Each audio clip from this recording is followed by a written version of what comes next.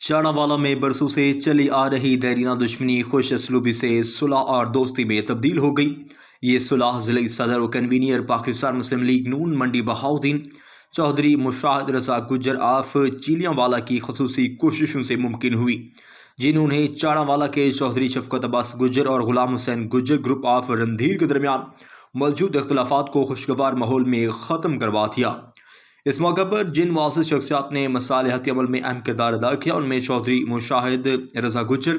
चौधरी मोहम्मद असलम, चौधरी जाफर इकबाल साबिक एमएनए, इकबाल अहमद खैरल, सैफुल्ला मांगट, चौधरी अहमद यार नौरापिंडी और चौधरी फ़रूख रियाज नंबरदार समेत दीगर मुअज़्ज़िज़ीन और दोस्त अहबाब शामिल थे। सुलह की तकरीब में अहले इलाका की बड़ी तादाद ने शिरकत की और इस इक़दाम को इलाका में अमन, इत्तेहाद और भाईचारे के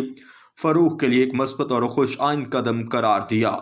आखिर में दोनों ख़ानदानों के लिए अमन, खुशहाली और भाईचारे की फ़िज़ा बरकरार रहने की दुआ की गई।